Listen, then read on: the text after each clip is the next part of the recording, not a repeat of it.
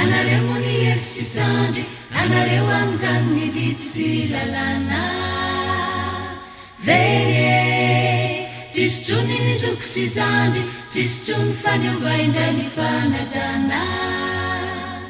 seto embonembona sisa malefa efa niova toko ny fiainana taloha vetso fa ny marina lasa milefa ka tsy misy ny tsarera tsy misy vola tsy afa manotra ho aiza mony tena kely tsy manatena ny mandry sy velively aleo mangina ihany aloha izany tsara kokoa lay ao amony tsy andrinareo andrinay izy marina izy mitokisanay